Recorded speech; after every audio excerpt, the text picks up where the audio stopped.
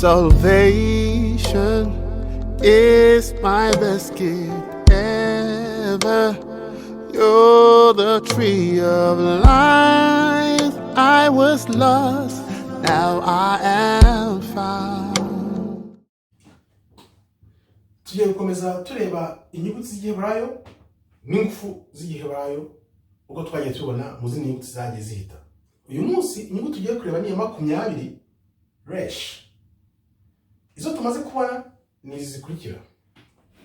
Twabonye Aleph, Bet, Gimo, Dal, He, Vav, Zayin, Het, Tet, Yod, Haf, Lamed, Mem, Nun, Samech, Ayin, Pei, Tzadi na Kof. Uyu munsi nkuko maze kubibabwira tugiye kureba RESH. RESH niyo nyuguti ya 20 y'igiheburayo ko tugiye kwibona ikivuze. Murabona neza baje kubasuhuza mbifuza amahoro y'Imana, imigisha ituruka ku Mana ibagereho. Ijambo muhirwa uyu munsi nkuko namaze kubibabwira tugiye gukomeza tureba inyuguti z'igiheburayo n'ingufu tubona mu giheburayo. Turebe inyuguti RESH yani kwicya RESH akenshi kabikunze kwandikwa RESH, mu giheburayo yandikwa RESH.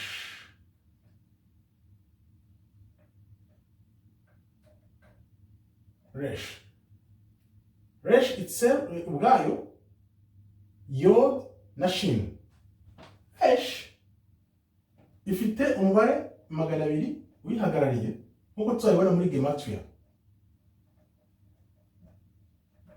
Gematria akaba ari uburyo sesengura jambo bw'igiheburayo ibisobanuro by'ijambo cyangwa ikintu riba riri mu ijambo bwacyo hakoreshejwe inyuguti n'imibare bifatanye ubwabyo. Nubwo tuzagenda no tureba uko dukoresha gematria, uburyo igiheburayo kitwereka ubwenge buhishe mu magambo, cyane cyane umugambi Imana yari ifite iduha amagambo, iduha alphabet, iduha inyuguti kugira ngo tuzimenye tuzisobanukirwe. RESH rero isobanura umutwe, umuyobozi cyangwa itangiriro. Itangiriro nkuko tubizi Imana ijya kurema yaremanye isi ubwenge buhambaye umuntu adashobora kwibaza cyangwa ngo amenye uko byagenze. Kubw'iyo mpamvu uko Imana nayo yajimije igakoresha ubwenge buhambaye nayo yaduhaye ijambo ryayo kugira ngo turisome tuyimenye twumve. Imana buriya yaduhereye ijambo ryayo kugira ngo nidusoma byibuze tumenye Imana tuyumve. Kubw'iyo mpamvu rero niyo mpamvu Imana yaduhaye ubwenge n'ubwonko. Ubwonko bwacu ni nk'akamashini kagosora ibintu byose bituzaho, yaba ibyo twumva yaba ibyo dutekereza, ariko ubwonko bukagenda bugosora iby'ingenzi hakurikijwe iby'ingenzi kandi bukagenda butwereka tudore ibi nibyo by'ingenzi, ibi ntabwo ari iby'ingenzi, kubera ibintu byose tubona ntabwo ariko byose biba ari ingenzi. RESH rero isobanura ubwenge buhebuje bw'Imana. Katurebe hano mu Itangiriro Barashit, katurebe bivuze Barashit, iri jambo ko ryanditswe gutya Bait bivuga inzu, ariko Barashit urabona icyo bisobanuye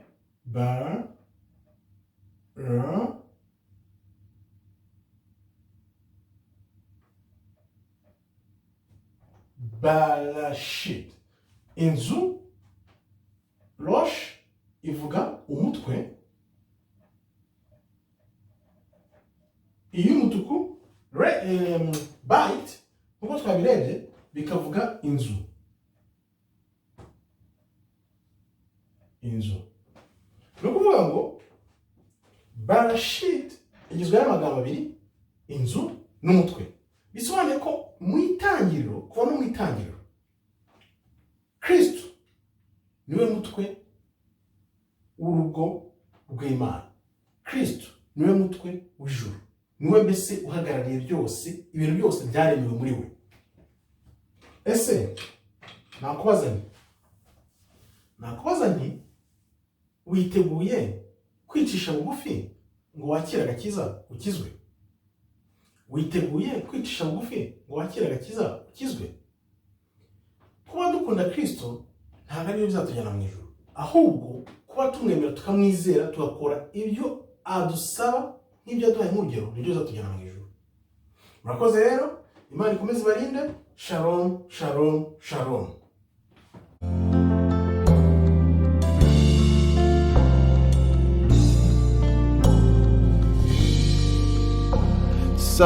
Salvation is my best gift ever. You're the tree of life. I was lost, now I am found.